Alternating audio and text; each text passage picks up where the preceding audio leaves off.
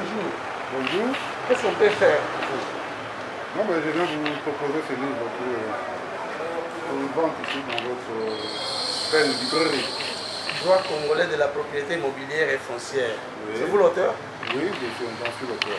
Ok. Et vous connaissez les conditions de dépôt? Oui, c'est pas la première fois, vous vous rappelez, mais j'ai exposé. Ok. Ça va, c'est bien. Je vois. C'est Paris chez Mediasport. Mediasport. D'accord. Et le prix? Bon, c'est mentionné là. Ça, c'est $50. Ouais. Merci beaucoup. Nous allons mettre au rayon. Ok. Mais chaque fois, quand vous avez déposé votre livre, il faut aussi en parler. Tout à fait. Parce que le livre lui-même ne peut pas s'acheter si vous ne faites pas un bon marketing de votre livre. Exact. Merci beaucoup d'avoir songé à nous. Mais je pense que vous avez touché un très bon sujet sur la propriété immobilière et foncière. En République démocratique du Congo, surtout à Kinshasa, je pense que je peux deviner que les lecteurs doivent trouver une solution au problème foncier qui c'est beau. Oui, on a exploré pratiquement tous les cas qui reviennent de manière récurrente devant les cours des tribunaux. Et les solutions aussi? Oui, bien sûr, les principes de solution. Bon, ça va, c'est un bon livre. Je l'espère bien, il est vraiment bien fourni. Merci beaucoup.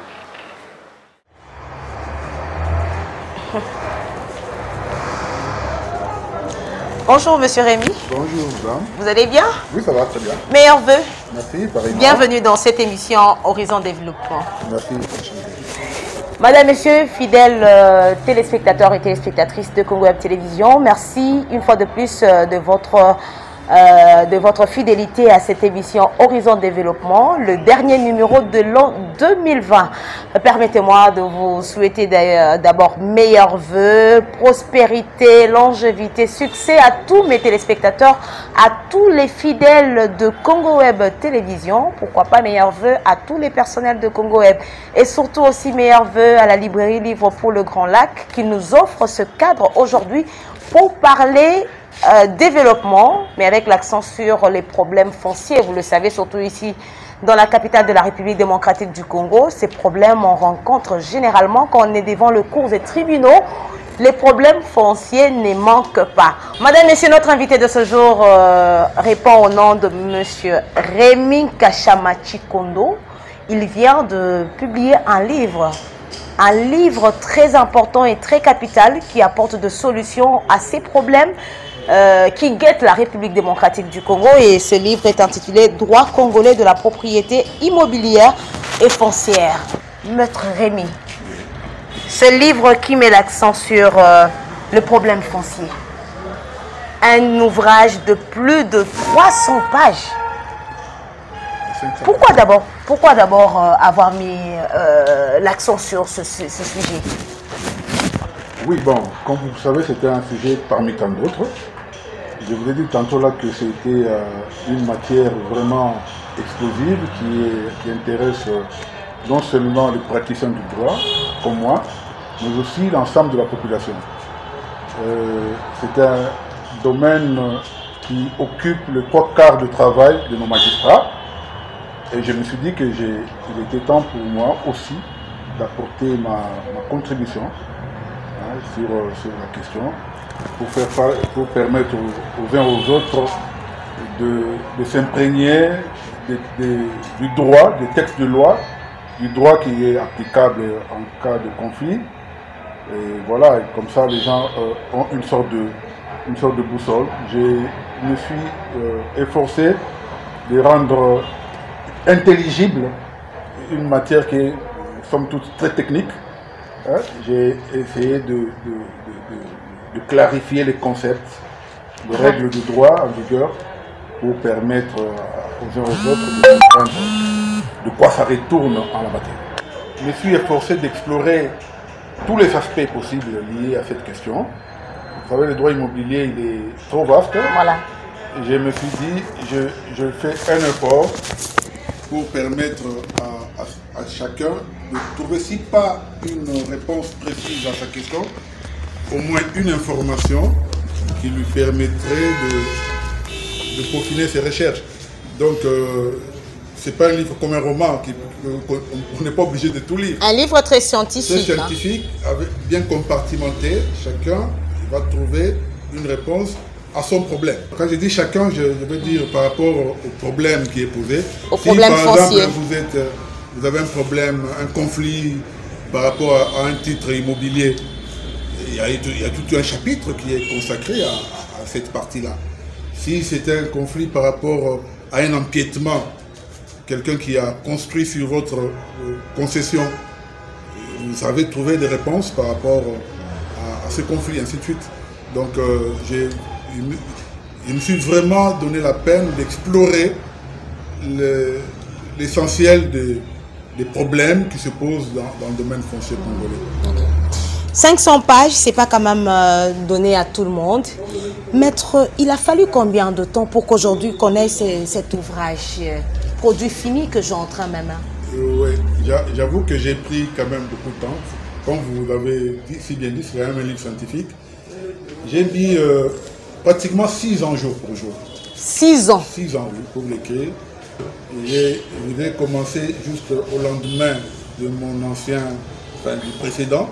Oui. Je signale aussi à la population qui est en train de nous suivre que vous avez déjà 4 ouvrages lancés sur le marché. Ça, c'est le 5e.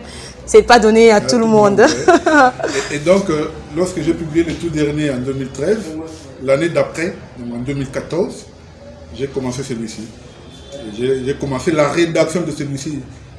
Soit dit en passant que les recherches que j'ai menées pour récolter les données pour l'écrire, je les avais commencé un peu avant. Donc je peux grosso modo dire que ça m'a valu à peu près 10 ans de recherche et 6 ans d'écriture. Parce que ce n'est pas un domaine aussi facile. Hein? Oui, il est très technique. Comme j'avais le souci d'explorer toute la matière, je me devais non seulement de donner mon opinion par rapport au sujet traité, mais aussi de rencontrer ce que les autres penseurs ont raconté là-dessus, ceux qui ont réfléchi avant moi, quelle était leur option, quelle était leur opinion par rapport à différentes questions. Et j'étais bien obligé non seulement de les rencontrer, aussi pour, par exemple, les contredire ou s'ils sont du même avis que moi, de le dire. Voilà, c'est tout ça qui est presque un travail de fourmi. Voilà. Parce qu'il faut confronter doctrine, jurisprudence et tout. Maître, vous venez de le dire que vous avez eu le temps de lire certains auteurs. Aujourd'hui que vous revenez avec le même domaine, qu'est-ce que Maître Remy apporte comme particularité dans ce livre? Bon, j'ai dit tout à l'heure que j'ai, sans fausse modestie ou sans être aussi trop prétentieux, j'ai quand même... Vous êtes allé au-delà des autres auteurs. Vous avez contredit certains. Oui, bien sûr.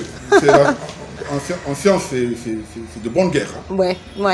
Personne n'a le monopole de la vérité. D'ailleurs, c'est ça, c'est ce qui fait aussi la beauté de la science. Et oui, et moi-même, je n'ai pas la prétention de dire que c'est une parole d'évangile. Il y aura quelqu'un qui viendra aussi vous contredire. Mais au-delà du débat scientifique entre auteurs, je suis allé un peu plus loin.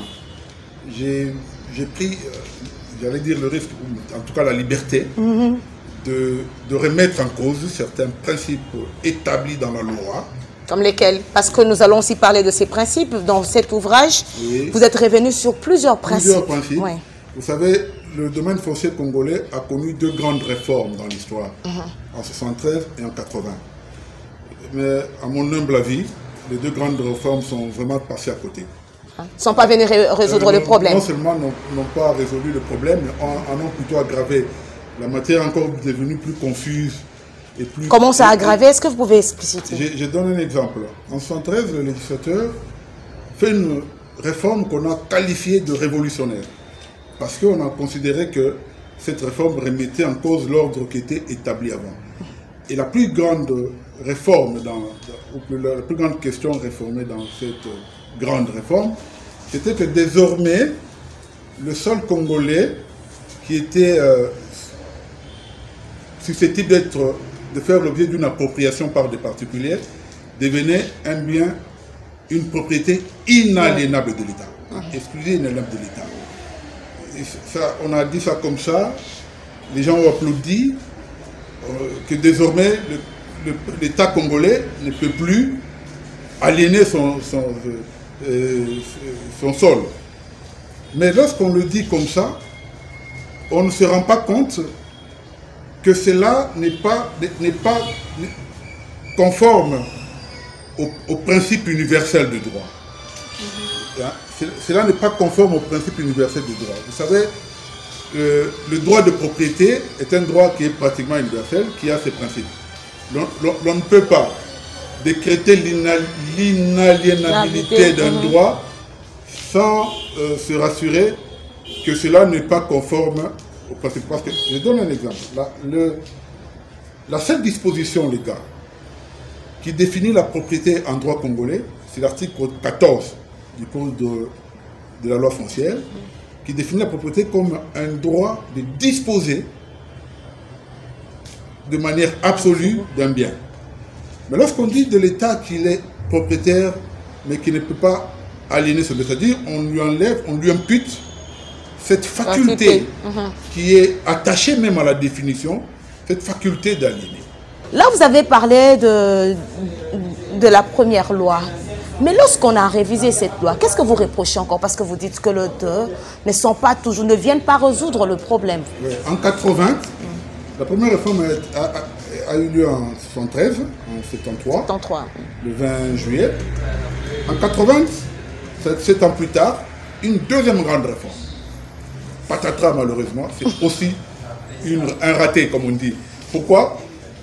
Dans la deuxième réforme, c'est pratiquement le principe même d'une attaquabilité des droits constatés par un certificat d'enregistrement qui ont été quelque peu remis en cause. Pourquoi le législateur a considéré qu'il y a trop de fraude, que les particuliers seraient tranchés derrière un certificat? Parce que pour bien comprendre, il faut considérer que en droit congolais, n'est propriétaire que celui qui est titulaire d'un certificat d'enregistrement. Et que quand on est titulaire d'un certificat d'enregistrement, on est hyper protégé. Et la loi dit que les droits constatés par le certificat sont inattaquables. Voilà. Ils ne peuvent pas être remis en cause par qui que ce soit. Le législateur a tort ou a raison à considérer que cette approche du légal favorisait la fraude. Qu'il y a des gens qui se faisaient établir des certificats par des voies frauduleuses et qui s'est retranché derrière justement le principe d'inattaquabilité pour spolier. C'est une loi qui est en faveur de certaines personnes. C'est ça que le législateur a compris en 80 et qui voulait corriger. Malheureusement, en voulant corriger, ici est mal pris, à mon humble avis.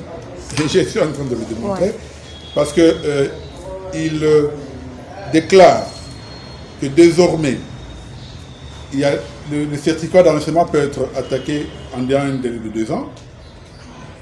Que désormais, pendant ce délai, tout tiers intéressé peut initier ce qu'on appelle une action en rétrocession pour recouvrer l'immeuble pendant 2 ans depuis l'établissement de certificat. Mais encore une fois, c'est un méli-mélo des notions de droit qui ne sont pas compréhensibles. On ne peut pas... Maître, excusez-moi, est-ce que vous êtes en train de dire que l'État congolais ne tient pas compte de réalités sur terrain?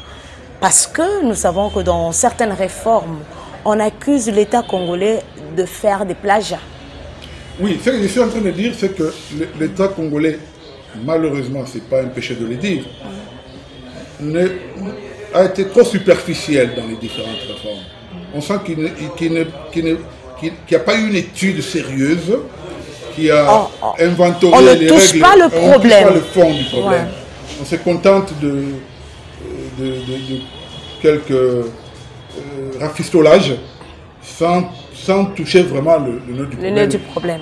Ce qui a comme lourde conséquence, c'est qu'on dénature même certains principes de droit qui sont pourtant universels. Et à la place, qu'est-ce que Maître voulait que l'État mette? Parce qu'aujourd'hui, on a un autre régime déjà. J'ose croire que Maître ne va pas me contredire. Lorsqu'un pays a toujours de problèmes fonciers, cela freine aussi le développement. Oui, voilà. Par exemple, pour la deuxième réforme, je n'y vais pas par 4 chemins, il faut revenir sur cette réforme. Les deux d'ailleurs. Hein. N'oubliez pas, aujourd'hui, on a un régime qui prend le peuple d'abord. D'accord. Je parle moi de l'aspect du droit, l'aspect technique. Et donc, il faut vraiment avoir le courage de revisiter la réforme, de revenir sur ce qui avait été fait, parce que ça n'avait pas été bien fait. Le problème qui était posé était réel, mais la solution qui avait été proposée... T'as pas coté? Non, ce n'était pas la bonne. Le vrai problème, c'était une mauvaise interprétation de la loi que faisaient les cours et tribunaux. Et quand il y a une mauvaise interprétation, je le dis dans les livres, la solution, c'est de bien interpréter. On n'a pas besoin de... Mais qu'est-ce que vous avez proposé dans cet ouvrage? C'est la bonne interprétation qu'il lui fallut faire. C'est-à-dire, l'ouvrage dit, par exemple, en ce qui concerne l'article 227, qui accorde des droits intangibles au titulaire d'un certificat d'enseignement, il lui suffit à l'État de dire, dans une loi interprétative, parce que c'est une technique légistique qui existe, on peut interpréter une loi, dans une loi interprétative, il suffit pour les aider de dire que l'inattaquabilité est subordonnée à la régularité de l'établissement d'un certificat. Parce que ce qui se passe quand on parle de fraude et tout ça, c'est que le certificat, souvent, parfois, d'ailleurs très souvent auprès de nos conservateurs, on l'établit par sans respecter les règles. Donc, je donne un exemple. La loi dit qu'on ne peut pas opérer une mutation si l'ancien certificat n'est pas rendu au conservateur. C'est-à-dire le conservateur ne peut pas se permettre d'établir un deuxième certificat si l'ancien ne lui est pas remis en même temps. Mais malheureusement, c'est pas ce qui se passe. C'est ce qui se passe malheureusement. La conséquence qu'on doit tirer d'une telle pratique, c'est que le deuxième certificat est forcément un faux. Il n'est pas, ou à tout le moins, il n'est pas régulier. Parce qu'il n'aura pas respecté l'article 235 qui veut que le conservateur se fasse préalablement remettre l'ancien certificat. Alors si le conservateur se permet d'établir un deuxième certificat alors que l'ancien ne lui a pas été remis, il y a un problème. Il y a un problème. Le deuxième certificat qu'il aura remis n'aura pas été authentique et donc n'aura pas été régulier. Alors, la bonne approche pour moi aurait été de clarifier ce genre de principe plutôt que de changer la loi. Est-ce qu'il y a un délai? Oui, la loi de 80 a institué un délai de 2 ans pour attaquer un certificat. Et dépasser ce délai, qu'est-ce qui va se passer? Dépasser ce délai, la victime n'aura que droit à réclamer des dommages et intérêts. Mais tout ça, c'est technique, hein. Il faut vraiment aller dans les détails. Si vous voulez, je comprends. Oui, il faut aller. Le problème n'est pas qu'on aille trop vite, mais le problème est de permettre à notre population de comprendre. Parce que ça, c'est une vie courante, monnaie courante ici à Kinshasa, le problème. Et il y a certaines personnes qui ne savent pas à quel sens c'est voué, parce qu'on ne maîtrisons pas le métier. Et quand je disais ça, par exemple, quand je dis qu'il faut que le conservateur se fasse remettre un titre avant d'établir un nouveau, ça c'est le principe. Mais la loi a quand même prévu une exception. Il y a une exception. Il y a une exception, parce que vous pouvez être dans une situation où vous avez acheté un immeuble, mais le vendeur ne vous remet pas immédiatement le certificat.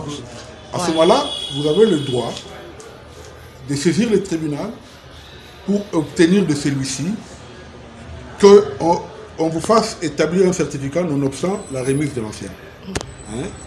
En d'autres termes, le conservateur ne peut établir un nouveau certificat sans s'être fait remettre l'ancien si et seulement si il y a une décision de justice qui le lui ordonne.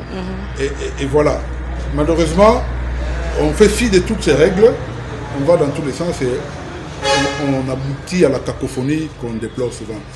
Il y a aussi, malheureusement, les autorités, l'autorité même qui est en charge de la gestion du domaine foncier, qui participent aussi à l'anarchie. Okay. Hein, je suis tombé, j'en parle dans le livre, sur des arrêtés ministériels qui décrètent la déchéance d'un propriétaire. C'est tout à fait effarant, c'est pas possible.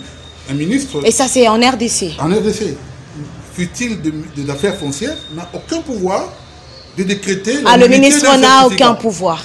De décréter l'annulation d'un certificat. Ça, c'est une matière qui est l'apanage du cours des tribunaux.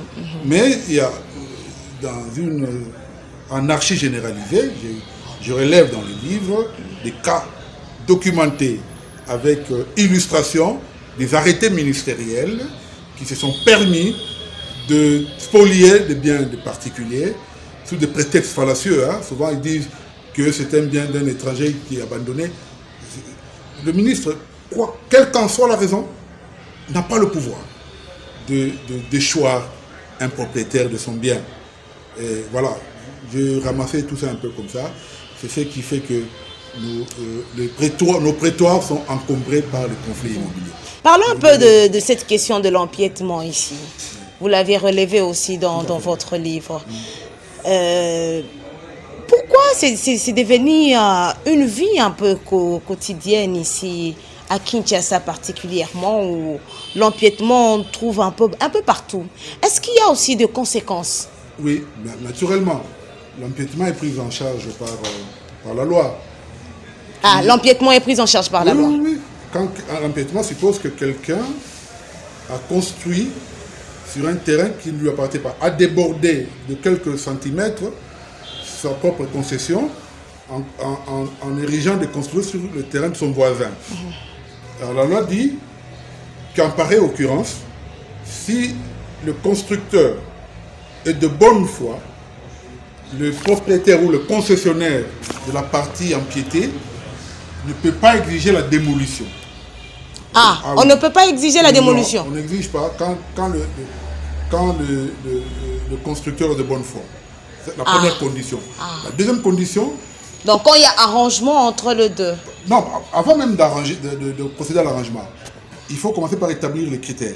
Première condition, il faut que celui qui a empiété le terrain d'autrui soit de bonne foi.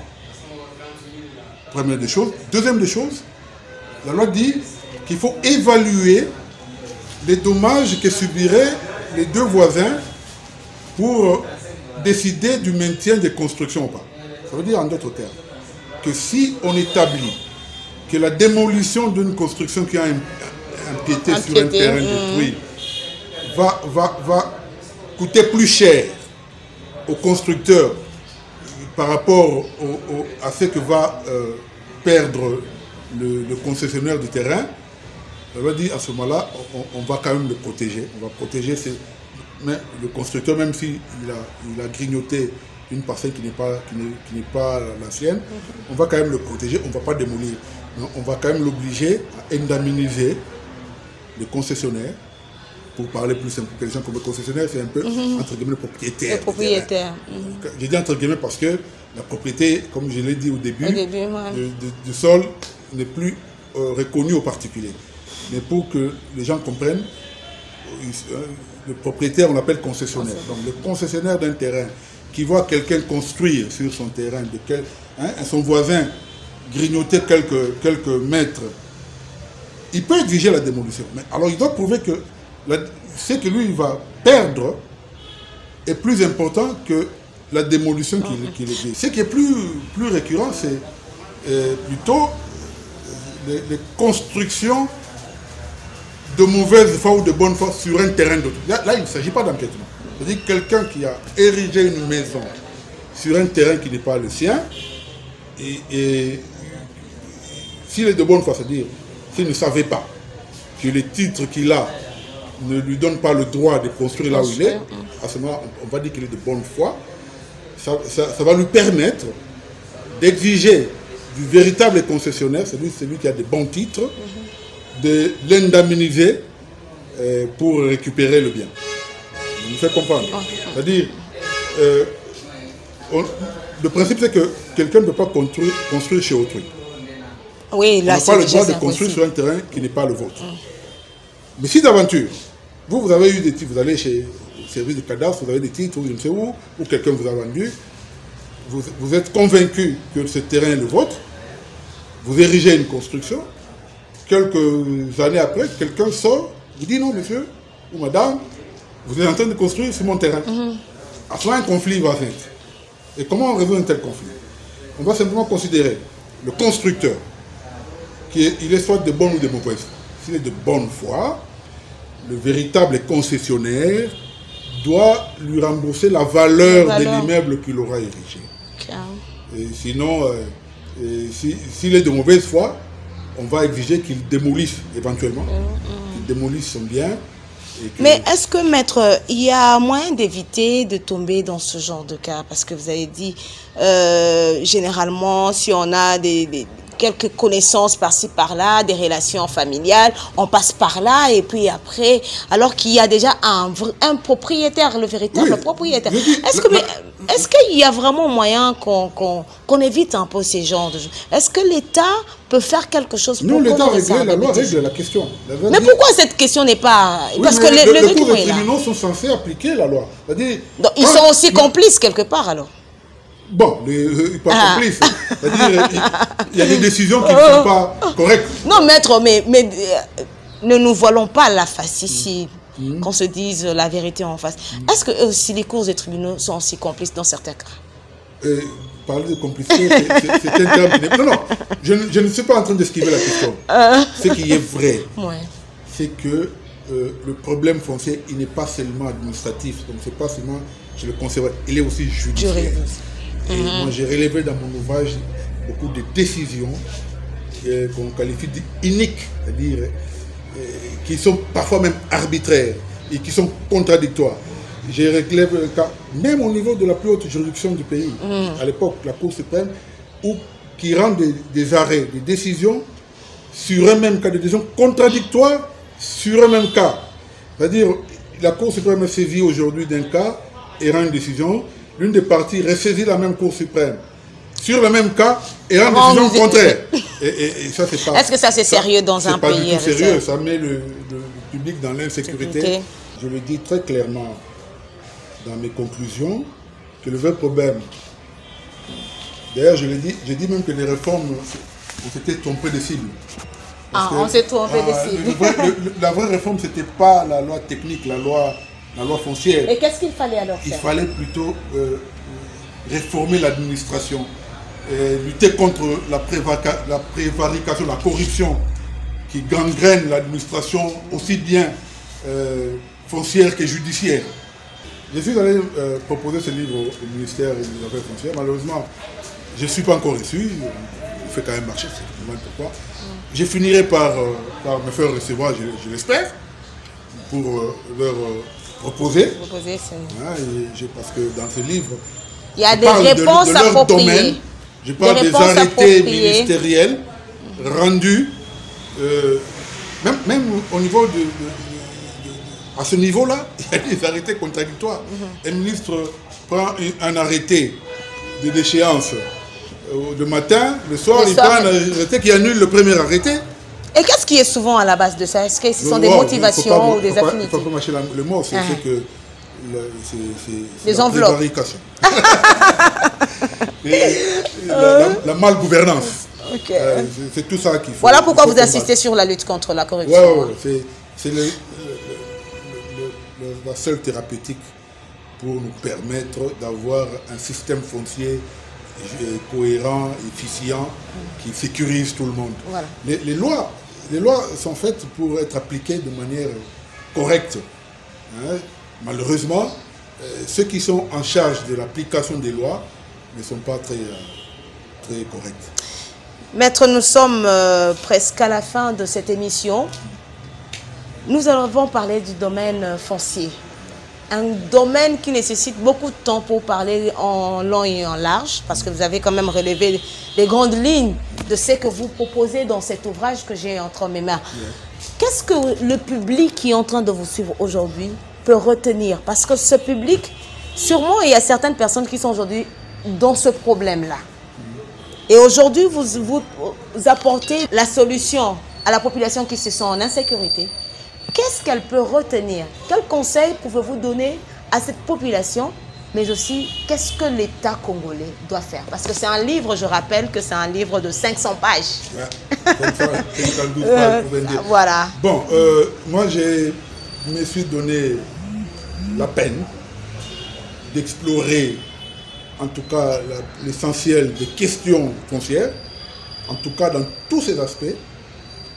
J'ai relevé la pratique judiciaire et administrative telle qu'on la vit, et aussi j'ai donné des pistes de solutions.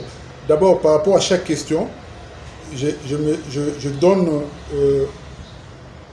comme je l'ai dit dans le titre, l'approche déléguée lata. Ça veut dire en considérant la loi telle qu'elle est dictée à ce jour, telle que la loi a été dictée, comment doit-elle s'appliquer?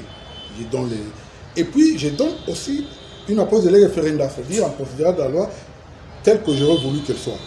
Parce que comme je vous ai dit là, les deux réformes de 113 et de 80 ont plutôt perturbé l'harmonie de la législation.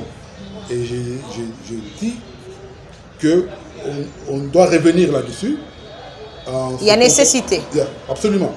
Absolument. Il faut, sinon, on a par moment carrément créé un monstre juridique. Il y a des théories qui ont été établies à la faveur des réformes qui ont créé ce que j'appelle les malfaçons législatives. Ce sont des notions qui ne sont pas conformes à la théorie générale du droit. Et ça, ce n'est pas bon. Ça prouve que les études préalables à ces réformes n'ont pas été faites. Parce que quand on doit faire une réforme, il faut une étude préalable. Il faut recenser les lois, toutes les lois qui peuvent avoir une incidence sur la loi en cours de réformation pour s'assurer que la réforme qu'on est en train de faire ne va pas gêner les autres dispositions légales. Mais j'ai la nette conviction que cela n'a pas été fait. Pas vraiment comme il fallait. De sorte que on a mis des lois en place qui contredisent d'autres lois, qui dénaturent même certains principes de droit. Et je recommandais carrément qu'on revienne aux lois telles qu'elles étaient avant, mais tout en interprétant, parce que le vrai problème, notamment en 80, le gros problème c'était que, d'ailleurs le législateur lui-même qui réforme, il le dit, il y a une mauvaise interprétation qui fait du... Lui-même le... Alors, mais plutôt que de donner une réponse en interprétant, lui il change la loi. Et là, il la change dans le mauvais sens.